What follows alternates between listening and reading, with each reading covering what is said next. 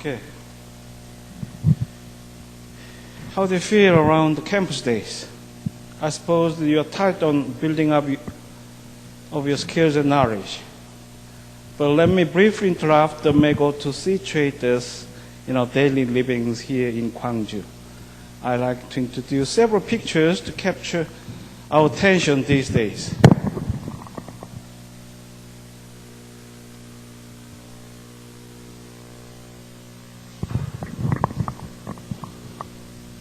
The first picture portrays Kuneba, who is presidential hopeful, now in the public examination about a female identity.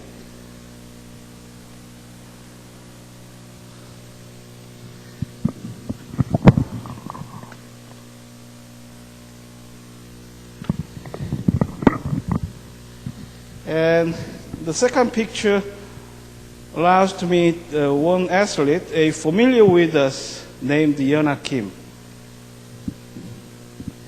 And lastly, we can verify our great stem cell researcher named Woo-Seok Hwang.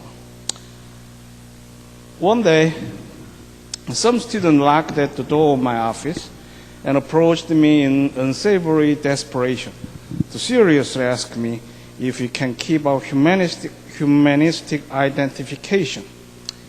Initially, I felt some kind of odious if a normal student popped up in my office with the assignments and academic inquiries being minded. So I suggested him to have a seat and to repose for sanity.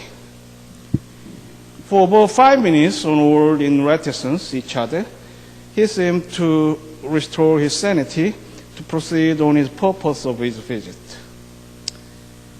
He was a senior year law student and introduced himself as one of normal law students who has long been minded as well as overwhelmed with the sublime objective of law concerning human dignity and basic rights and so forth.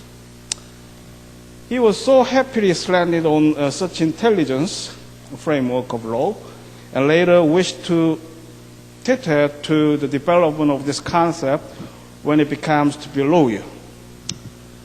Further conversation revealed that his story was about his personal disappointment and fear of collapse to see a recent anti-humanistic atmosphere to enforce the human barcode, a genetic barcode. During the time, he showed an article of newspaper presented by a freelance minister in Korea. He said, "I'm entirely agree on the reaction of our position against the nature of indignation from the genetic barcode. It appeared to them debased, immoral, infuriating, vilified, as against their conception of human nature." The article, as short to be several paragraphs, introduced a kind of religious parochial covering the last day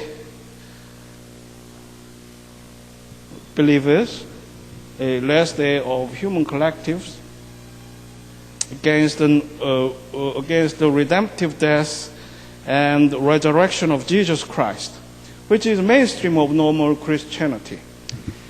His direction and tone of writing is critical about the Hugo Creeds and a sequence to touch the anti-human nature of genetic barcode. What is a barcode? The barcode, from my personal experience, is detailed information about the books and other published materials. I also recollected the previous case in the post office to designate the porters. Due to the age of Wikipedia page, I've known that it actually was so widely used across vast amount of products. At the time, I realized that the shopkeeper always kept me standing to pay when he applied the mechanic reader to the purchased products of mine. It will perhaps to identify the identification of product and the price attached and through the barcode system. Then what is a genetic or DNA barcoding? As for our short intuition and ignorance, it must only be connected with human creature. But in truth, it also is expansive, covering flowers, plants, and many other species. I have excerpted a Wikipedia page. DNA barcoding is a taxonomic method that uses to show a genetic marker in an organism's DNA to identify it as belonging to a particular species. It differs from molecular phylogeny in that the main goal is not to determine classification, but to identify a known sample in terms of a known classification. Although barcodes are sometimes used in an effort to identify a known species or assess whether a species should be combined or separated, the utility of DNA barcoding for these purposes is subject to debate. Applications include, for example, identifying plant leaves even when flowers or fruit are not available, identifying insect larvae, identifying the diet of an animal based on stomach contents or feces, and identifying products in commerce, for example, herbal supplements or wool. At this point of time, I realized some more progressive in coherent way through the discipline of life science, and was connected with the now almost forgotten story of Woo-Seok Hwang. Woo-Seok Hwang, one of internationally renowned stem cell researcher, was stemmed from his further research of official nature, largely due to violation of research code, including a falsification and misappropriation of others' data, and some kind of a plagiarism. We have heard his recent surge of private nature by working productively with many other supporters. The interesting point now raised in the domain of life sciences is that of a moral contemplation about the duplication of human creature. And coupled with this issue, the disappointed student also evoked genetic barcode that can possibly be misapplied to the case of human beings. In one way of availabilities of it, we may consider its public registry of each man's DNA code and some kind of a compulsory nature as a legislation. Its practical hours are technically not difficult to realize and may well be commercialized through the simple time of injection in a nearby medical clinic. I'm not exactly sure what kind of personal information can be obtained through it, but may work in my intuitive sense, largely to know the person's propensity or attitudes. The minister in the article strongly raised his criticism based on the creator's basic assumption. The domain of creator's inviolable sanctity seemed to be kept untainted for the minister's case. That is also one of the bases against a duplication of human creature. According to his version, the creator is top of divine lines, created a paradise by molding an Adam and Eve who physically resemble him without any original sin.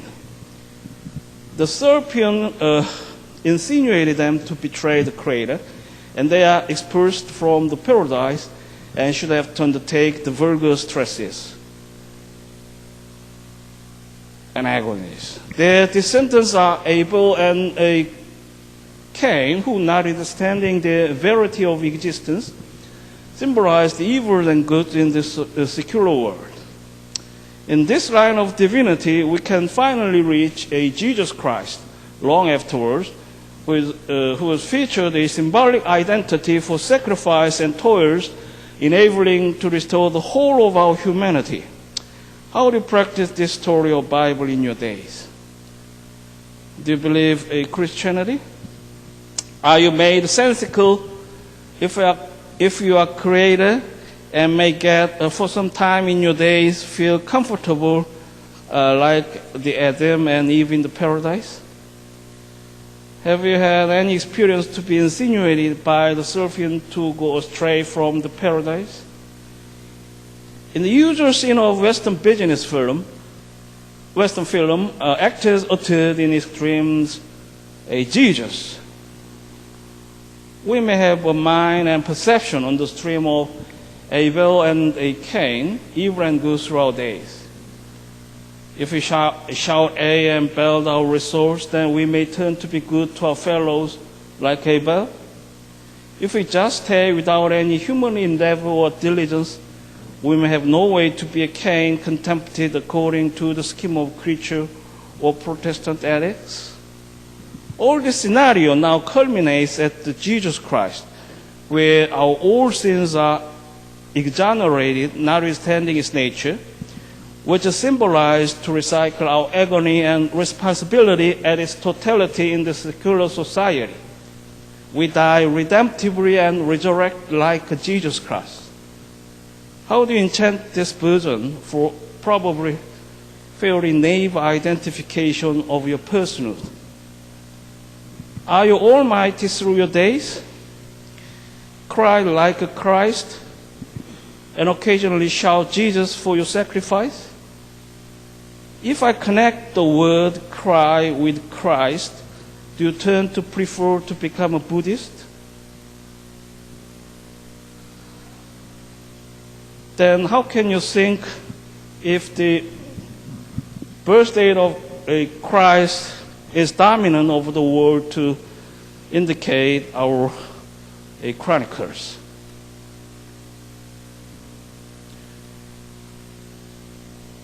But can you make yourself so ordinate and considerate like the long years of meditation exercised by the agonizing Buddha?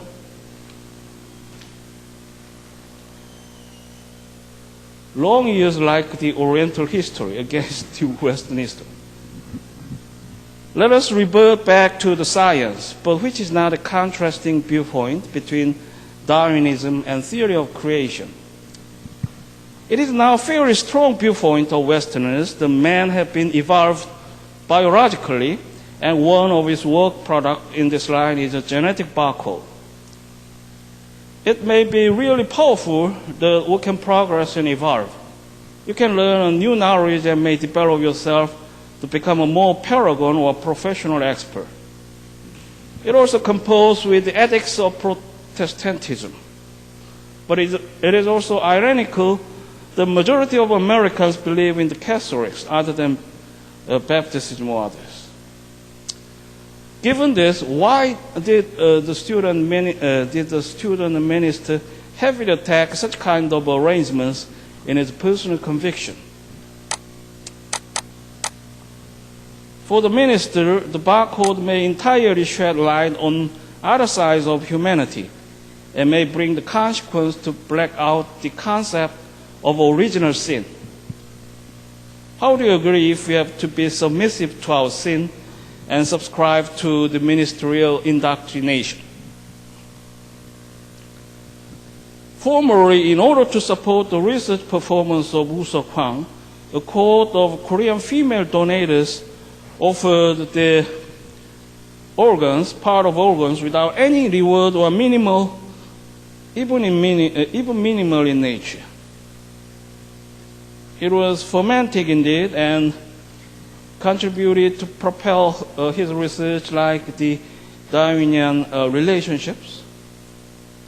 But how do you like if we take the time to ponder if it may contravene our normal feelings of original sin?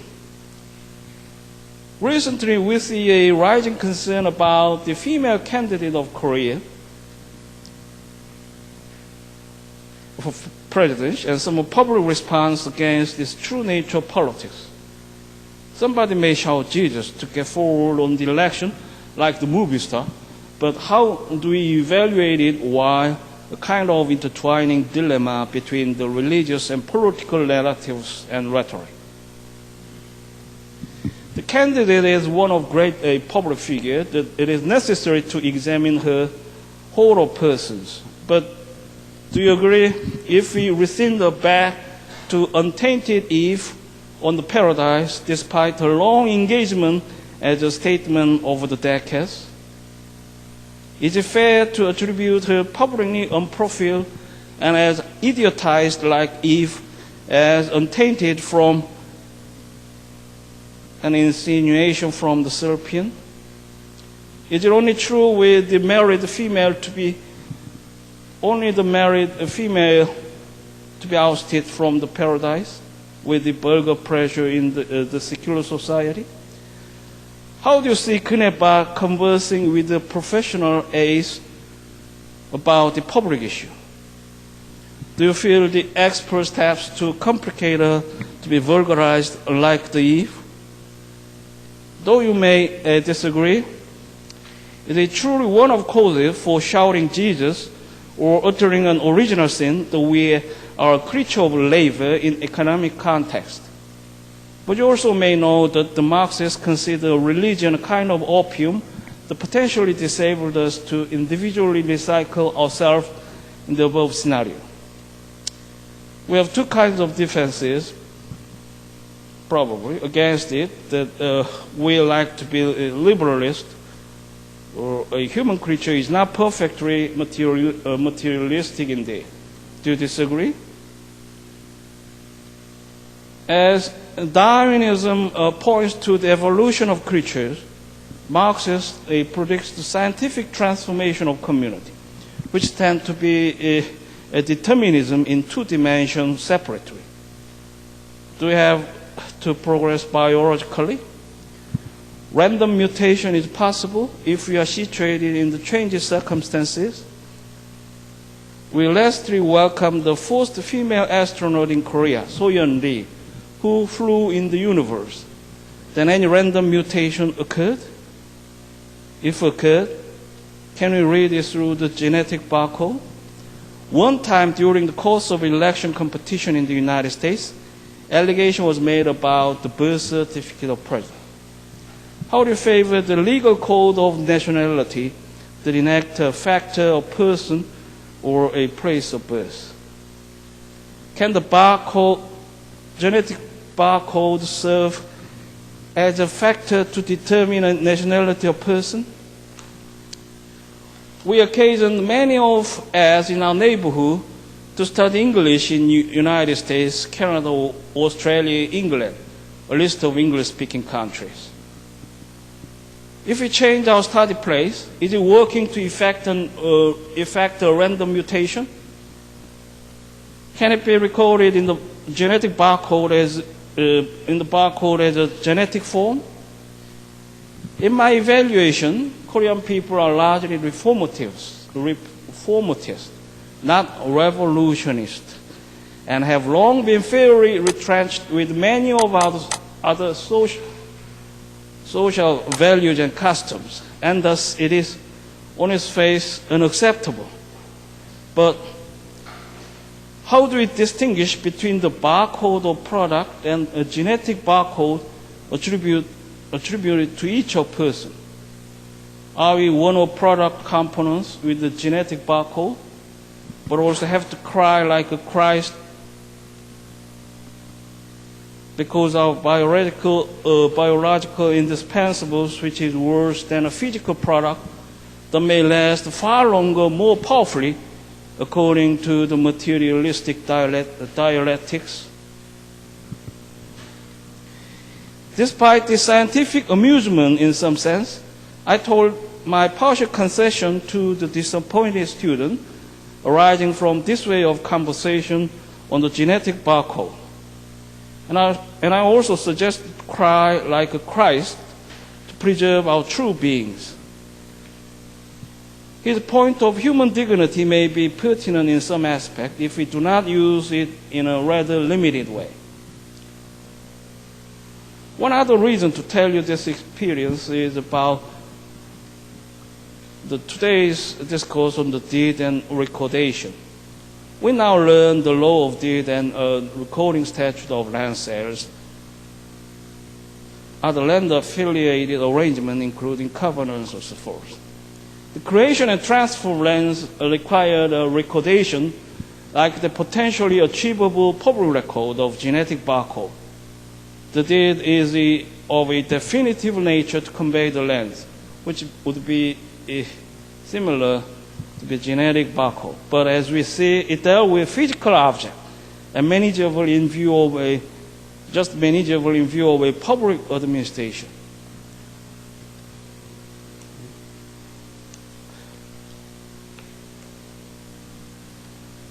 Okay. Before I begin the lecture, I'd like to introduce one scholar to lay some foundational work on the divinity, law, and human philosophy.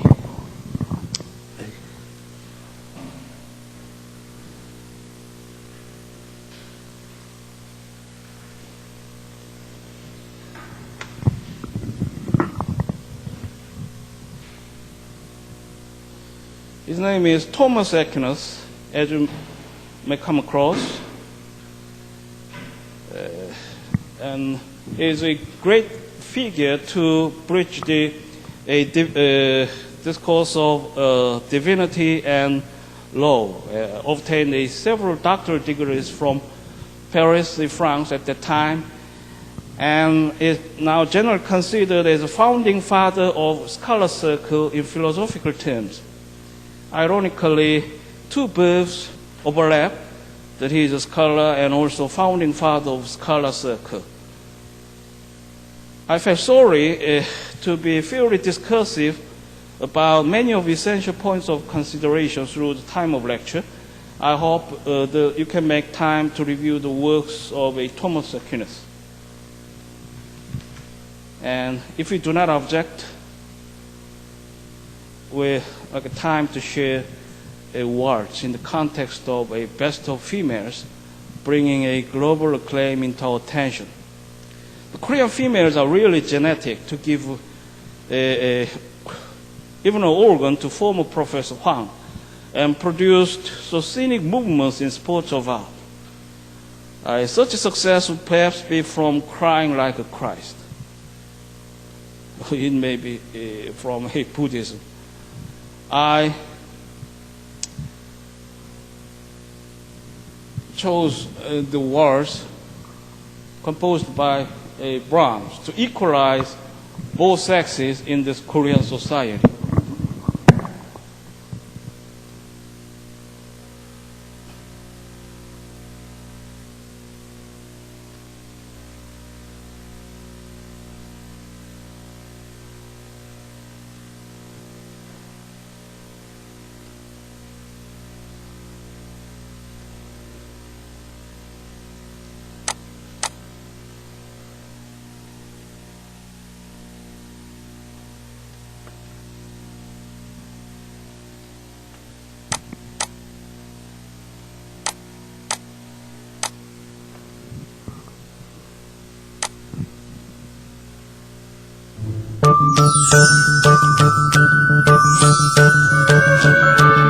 핑크세스 스토리.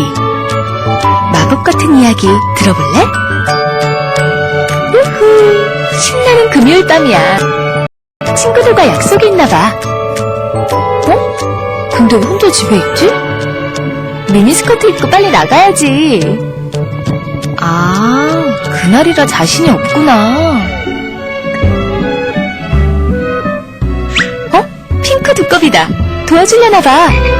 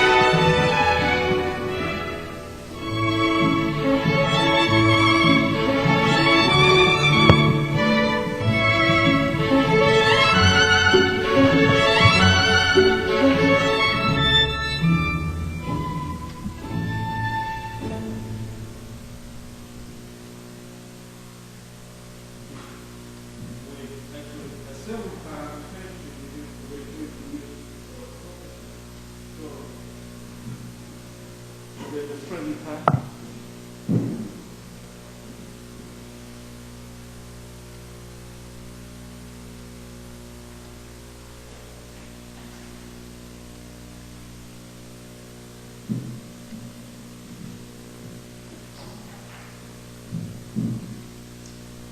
Okay.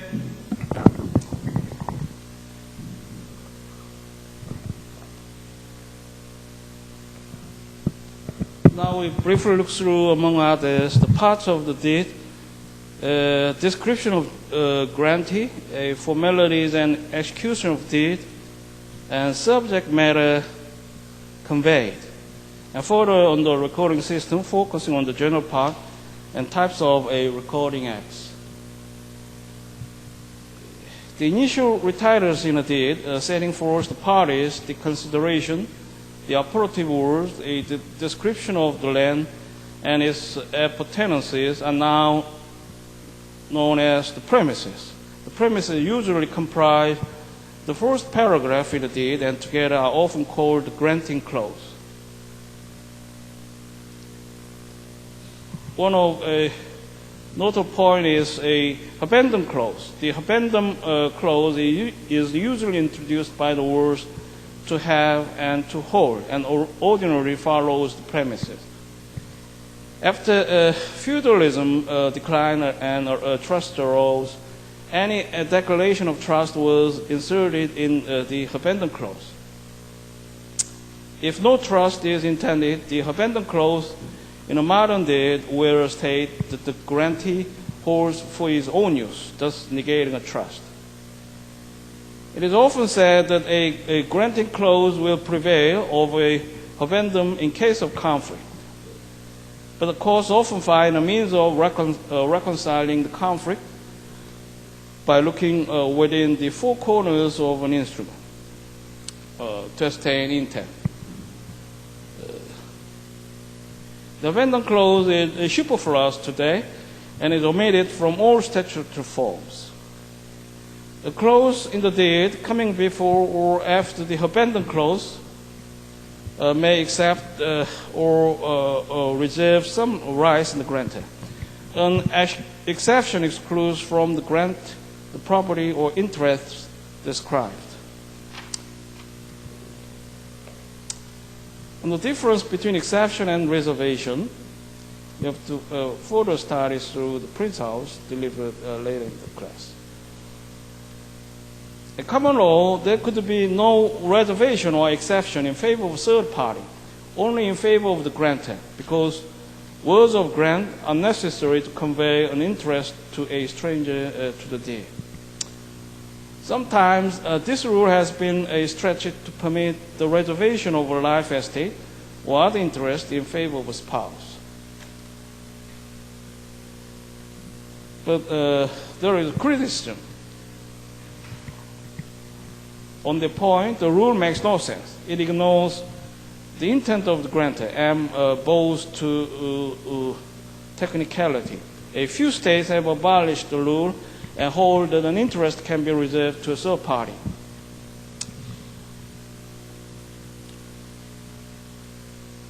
And a final paragraph of the deed may include covenants of warranty by the grantor. And signature and acknowledgement come at the end of the deed.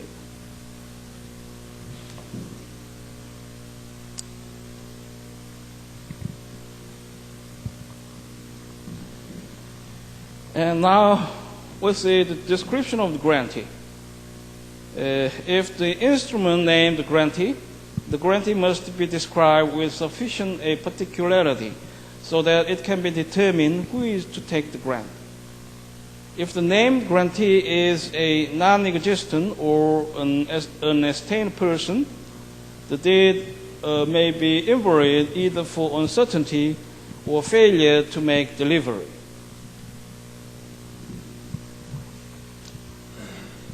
The grantee need not be actually named as long as a sufficient description is given.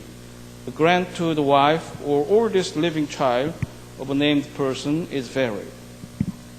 Then how about grant to heirs? The grant to the heirs of a living person is void unless delivery is made to a third person in escrow, because such grantees cannot be presently obtained, and no delivery can be made to them. But a grant to the heirs of a deceased person will generally be upheld because they can be identified under appropriate inheritance laws.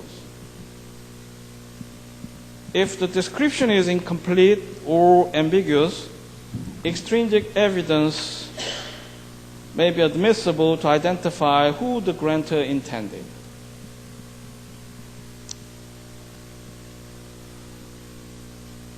Since these are descended from a library of citizens, a grantee is an essential part of the deed. If the grantee's name is left blank in the deed, complications arise. We need to consider a nullity and some context of implied authority. A few older cases held that the deed without a named grantee is a legal nullity. If the holder of the deed gave consideration for the property and has a contract, the holder may have equitable title in that he is entitled to a specific performance of the contract. And a majority of cases hold that if the grantee's name is blank, the intended grantee is the agent of the grantor with implied authority to fill in his own name or another's name. The deed is a nullity when executed, but when the name is filled in, the instrument becomes operative as a deed.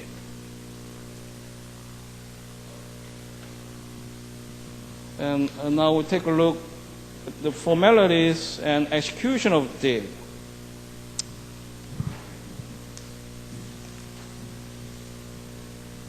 deed. The statute of frauds requires writing for the transfer of an interest in land.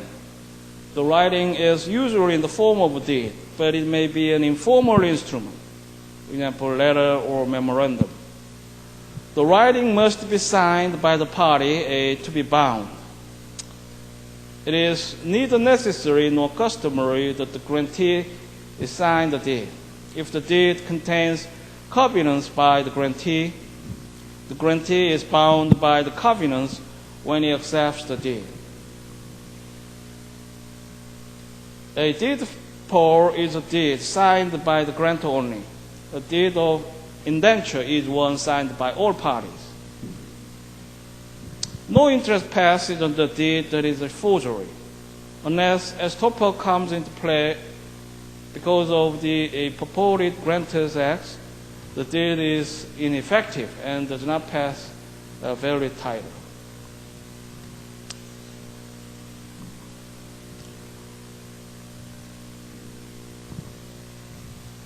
And we see an acknowledgement, the concept of acknowledgement. Acknowledgement by the grantor in front of notary public or attestation by witness is not necessary for an effective deed. However, acknowledgement or attestation is desirable for two reasons. Acknowledgement or witnessing is usually required for recordation of a deed. In most states, an acknowledged deed cannot be recorded. And the concept of acknowledgement involves an authentication. In most states, an acknowledged or witnessed deed is self-authenticating, meaning that it can be admitted into evidence in any legal action, even though no one can testify to its execution or delivery. An acknowledged or an unwitnessed deed may not be sufficient proof of authenticity. In addition, a proof of delivery of the deed may be required, and this may be difficult if there were no witnesses.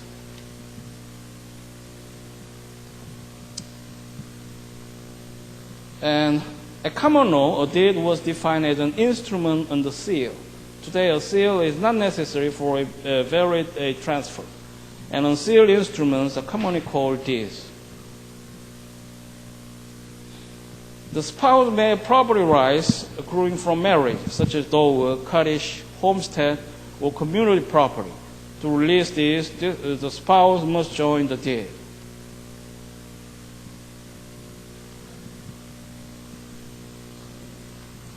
How about the quality of operative words?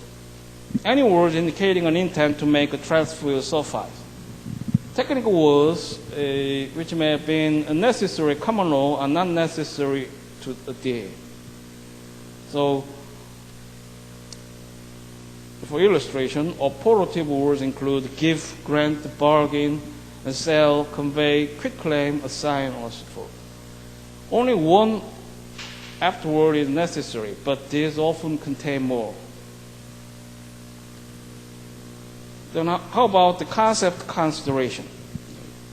One of the essential elements found in the contract law of a common law is consideration.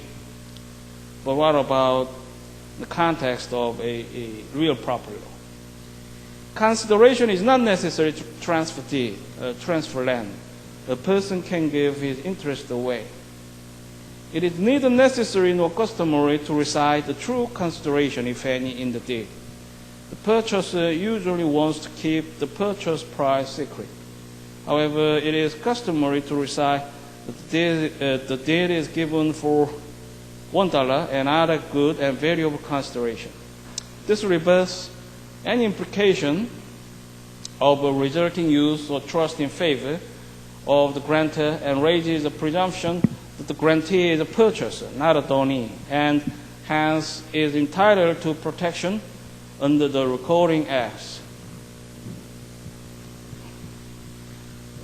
This kind of separation in terms of concept would also be found in some of logics made by a Korean civil law scholar, Yoon Jik-pa. You may learn in the real property class in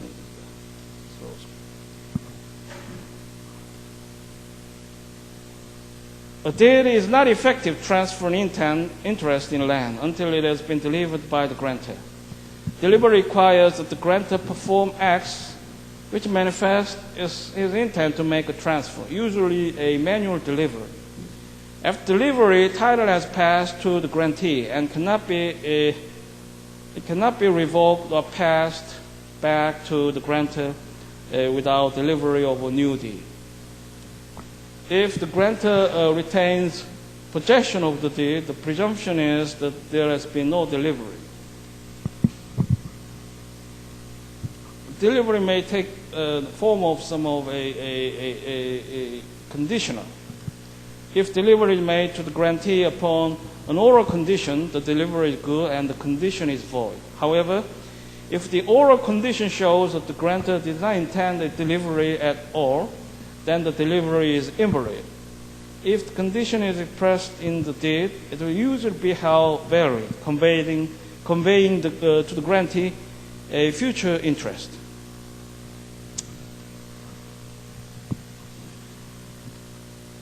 A delivery of a deed to third party, a custodian or escrow agent with an oral condition is a valid delivery, and the oral condition is also valid. If the grantor retains the right to record the deed, delivery in escrow is a void. If a commercial escrow is used and delivery is made on oral condition, the escrow can be cancelled by the grantor unless there is an underlying written contract supplying the terms. When there is a valid delivery in escrow, upon the escrow's agent's subsequent delivery to the grantee, the title relates back to the first delivery if equity and justice require. There must be an acceptance by the grantee in order to complete the conveyance, but it will generally be implied if it is beneficial to the grantee, regardless of whether he knows about the conveyance.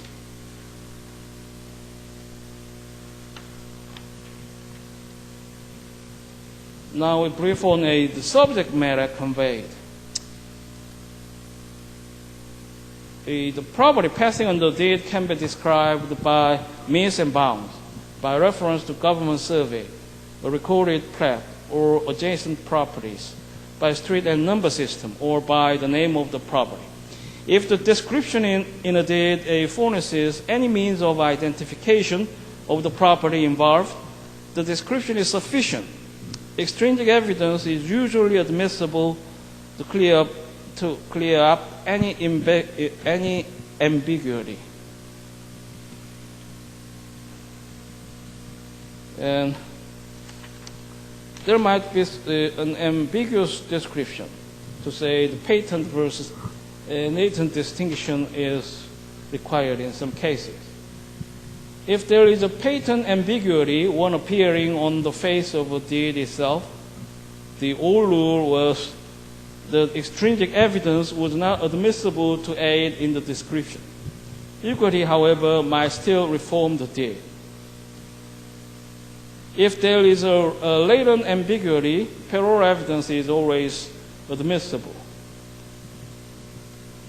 But modern view normally tend to reject this distinction. Modern courts tend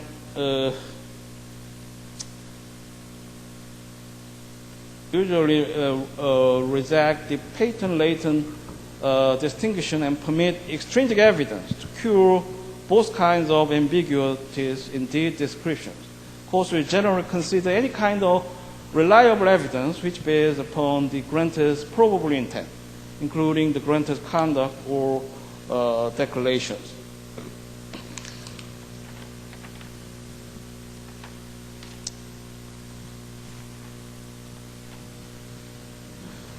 And I will skip the rest of the brief and advance to the recording system shortly.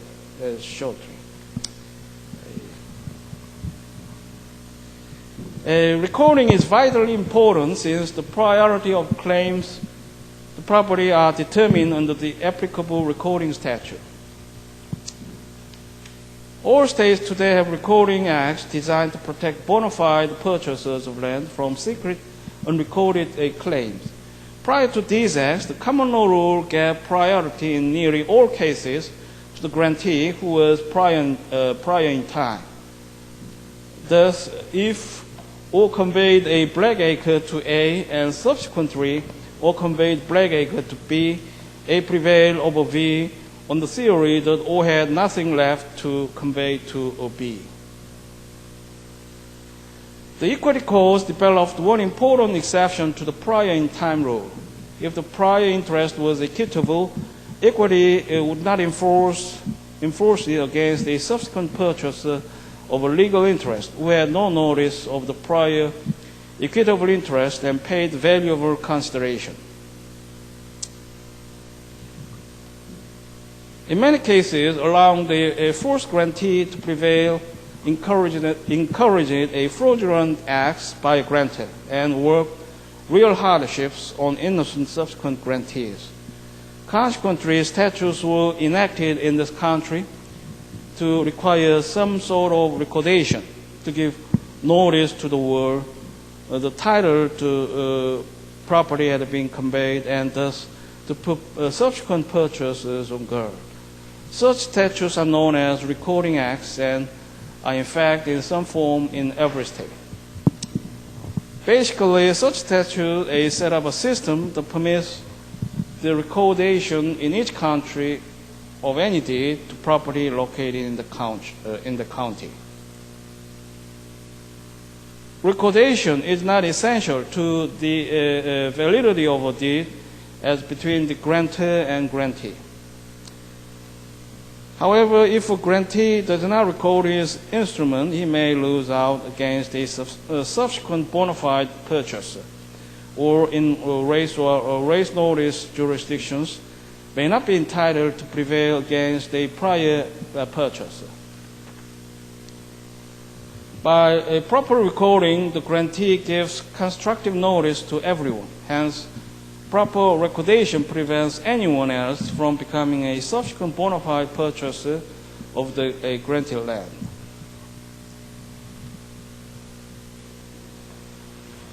Okay, now we see types of recording acts, including three typical ones: a raise statutes, a notice statutes, and raise notice statutes. The earlier statutes were raise statutes. As between successive grantees to the same land, priority is determined solely by who records first. Whoever wins the race to record prevails over a person who has now recorded or who subsequently records. Notice is irrelevant. Behind this race statute, we can identify some public policy. Determining who has actual notice depends upon extrinsic evidence, which may be unreliable. To bar use of such evidence, race statute protect whoever wins the race to the recorder's office. Thus, the title searcher may rely upon the records to determine priorities. Very few states actually now have race statutes.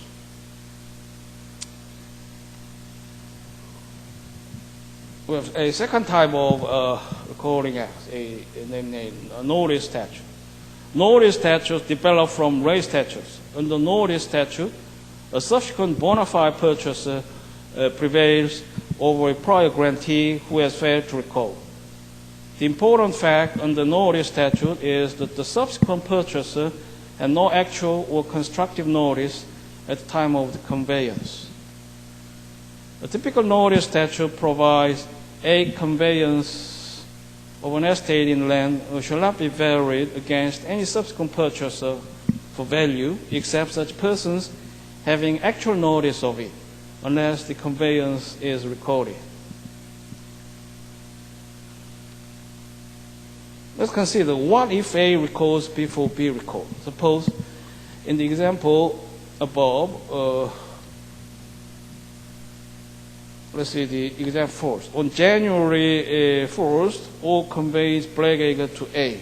A does not record. On February 1st, O conveys black acre to B, who gives a value of consideration and has no notice of the deed from O to A. Then under the notice statute, B prevails over A. If in this example, A got around to recording on February 8th and B never recorded,